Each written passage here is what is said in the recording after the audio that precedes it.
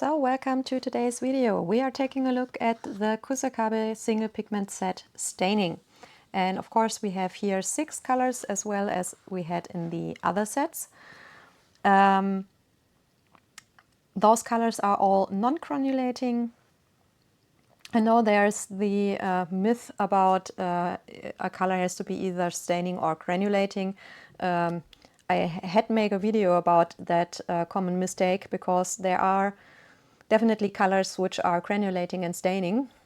So if you want to watch the video about that, I will put it in the description box below. So the first color is called Tartrazine Yellow Lake. It's pigment yellow 100 and we have 1 star, which is the worst, worst in light fastness we can get here in the star system. So it is definitely not very good. In the Romanian, no, not Romanian, oh, I will have to look that up.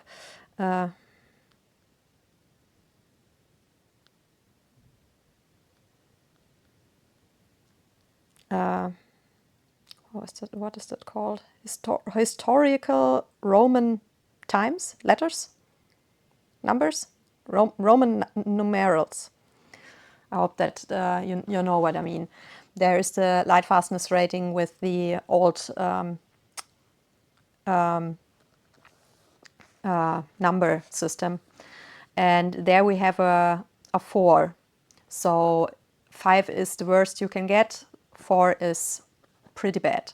The color itself is a really beautiful, vibrant yellow, which really has a nice range from darker, warmer yellow to a very lighter yellows if you dilute it, which turns a little bit more towards a cool yellow then. Similar we know from nickel azo yellow, for example, but not as dark. It can get a little bit darker than I had here. I have it here. I have it, for example, from the company Martini. There the color gets a lot darker, a little bit towards brownish, like we know it from nickel azo yellow as well. I couldn't find any information, only the name and the light fastness information in the internet, so I don't have a lot of information to the color. The next color is called Fast Green Lake. It is PG4 and they rate it with a 2 star. So still very bad. That is something all the colors here have in common. The light fastness is always bad. In the other system it is rated with a 3, also called just Green Lake, and it is, now we have a very long tongue twister name, triphenylmethane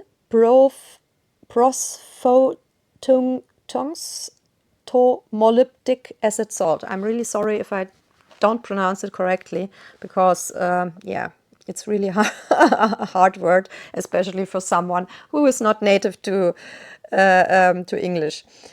That's that tongue twister we find in a lot of the colors. It is a more lighter green color. I think it is from the color shade more tending more towards more realistic nature kind of green. I think it is pretty nice in its color. It doesn't get very dark, at least I couldn't get it very dark even with more pigment or more of the color. Maybe I have a little bit of binder separation in the tube, and a little bit of the pigment is more on the bottom. That I don't know, because I didn't have any visible binding separation problems, but I think that it probably is just that the color doesn't get super dark. Yeah, not more information found about this one. Most of the colors don't have a lot of information in it, which you can find because they are, when the numbers are very low in the system, like a 4, they are mostly older historical pigments, which are not a lot used in anything nowadays. So you don't find a lot of information about them, especially when they are not used in art materials, and they are mostly not used in any art materials. So yeah, the blue color here is called Alkali Blue Lake. It is PB61, and they rate it with Kusakabe rates it with a 2-star. The information that I found, it is also called Modorant Blue R or just Alkali Blue. It is a sulfonated derivative of the triphenyl methane. It is a deep reddish blue, has a high color strength. It's a bright shade, and it is also called bronze blue. Yeah, I think it is a very nice blue. It looks a little bit more like tending towards cobalt blue when it's wet, but it gets more like an ultramarine blue when it's really dried. Yeah, or not really a cobalt blue, but a light ultramarine blue maybe. So the next color is called Victoria Blue Lake. It is PB1, so pigment blue 1. They rate it with 3 stars, which is a little bit too high because the rating I found in the internet is a 4, so that would be, in a 5-star rating system, would be a 2-star. Yeah. The funny thing is I've bought it a few months prior from Supervision, because the first series of watercolors Supervision released with the old design, there was a color which had the PB1 in it, and I have it in a wooden set from the company, and I think it is a really, really stunning, deep, vibrant blue. You still can buy the Supervision tube as well, as long as the stock lasts, probably, because I don't think they produce the colors in that variation anymore. Yeah, PB1, Victoria Blue, is an organic pigment, it says. Bright reddish blue, and we also have the triphenyl methane phosphotungs acid without the salt. The next color is called Rhodamine Violet Lake, pigment violet 1, PV1. They rate it with 2 stars, which would be equivalent to the light fastness rating from the 4, which I found in the internet. Also just called Rhodamine Violet. Rhodamine phosphatungs molybdic acid salt. So we changed the triphenyl methane to the rhodamine. It is a bright fluorescent reddish violet. It's the fluorescent dye rhodamine B is toxic, and therefore its use is banned in food, textiles, and cosmetics. Rhodamine B is something we find in science a lot, because it is used to dye things like ELISA gen testing, or things you want to look up under the microscope or so. There it is used a lot, and we also have rhodamine B a lot, which is also called, I think, BB10, in all our opera or bright or brilliant colors. So in opera rose, or in the brilliant colors from Schminke, for example, there we find this fluorescent dye also a lot, and the problem is that it also makes the pigment it is mixed with. For example, in Opera Rose we often have a quinacridone pink. It makes the very light fast pigment also non-light fast. There is some chemical reaction to it, so that the main pigment which it is mixed with makes it also not light fast. So the last color is Methyl Violet Lake PV3, and this is the only pigment we find a lot in cheaper watercolors, in student grade watercolors, as a replacement for the a little bit probably more expensive dioxazine violet, because the color is really nearly the same, just the light fastness rating is a lot worse in in the PV3. I would say the dioxazine violet would get the 3, like Kusakabe has rated it, and I would give this one more a 1 to a 2. It is also rated with a 4. M-methyl violet triphenylmethane phosphotungsmolyptic acid salt is a bright bluish red. Also, methyl violet 2B is harmful to living cells and organisms, so it is diluted in medical and biological applications as a topical fungicide or disinfectant. It was first made in 1861 by the French chemist Charles Lot. I don't know how to spell him, I'm really sorry. And from my time as a pediatric nurse, I can say that this is also called, for example, crystal violet in English, or in German we know it as Gentiana violet. It is used, or was used, at least in Germany I know it is not used anymore, but I know that in many countries it is still in usage. It was used, for example, in pediatric, we used it when small children had a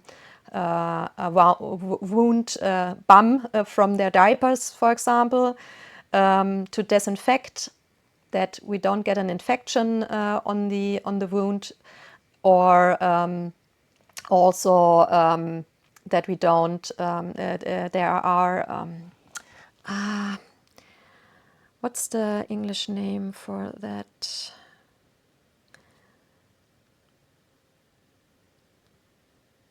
Tannic acid in it. So it helps to dry wounds which are wet.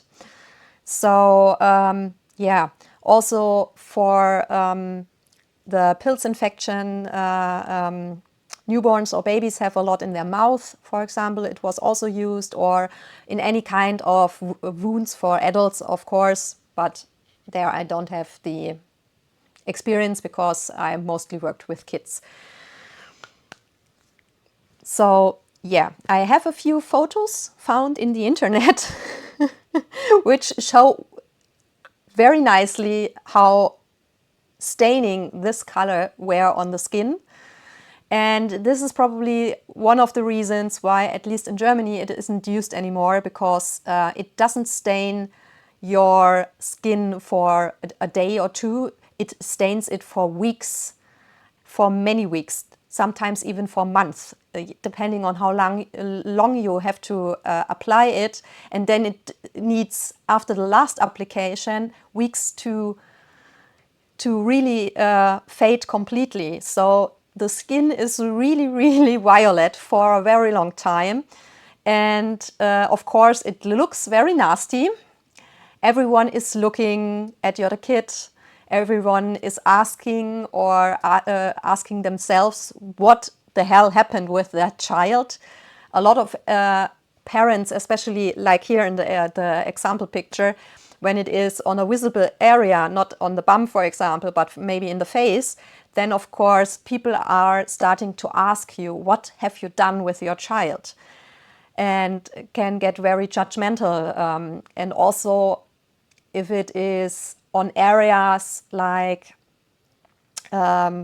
on your chest or your back or your belly, and it is summer and the kids are without clothing, for example in the swimming area on the beach or so, and people see it and it is already fading, it looks a little bit like an hematoma sometimes. And there were cases where people where people thought that the parents are hitting their kids. So of course there were a lot of sometimes maybe the police or so was involved, and then there were a lot of problems for the parents to prove that they don't hit their kid, that this is from a medical application.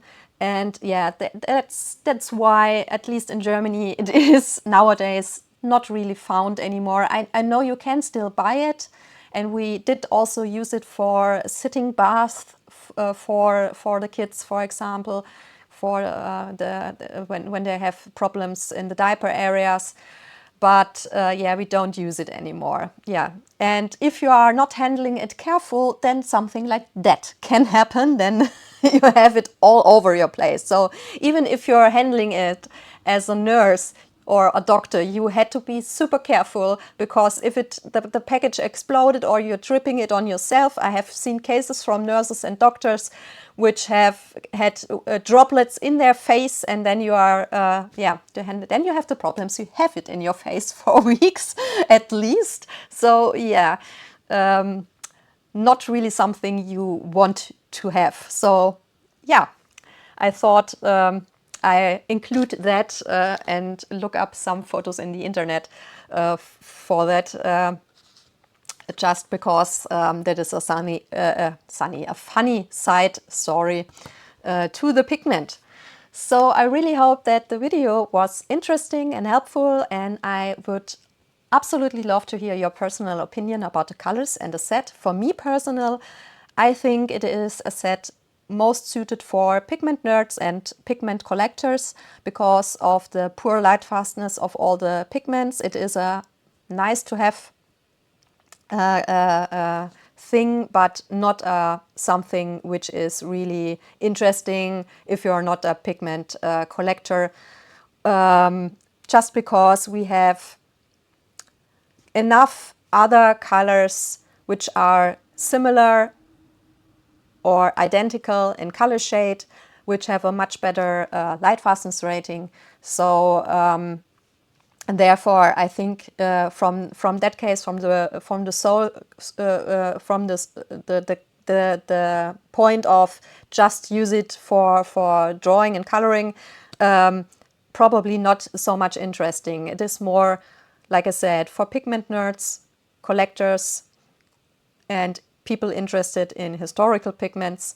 This is something which is nice to add to your collection, but probably not so much interesting for really usage in a lot of drawings or colorings.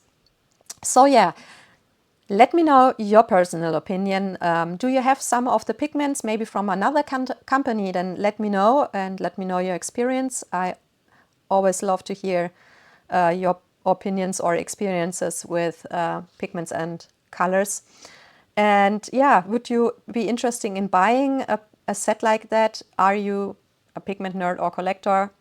Or are you not a pigment nerd and collector, but still say there are colors which I think are interesting? You can buy them also in open stock. I will put the link to the AliExpress shop where I have my set from, and where you can buy the set and the colors open stock in the description box below. So thank you very much for watching. As always, a thumbs up or a follow is highly appreciated because it really helps me in the channel. So thanks a lot for that. And yeah, I hope you have a wonderful day. Thank you very much for watching the video. Bye bye, and take good care of yourself.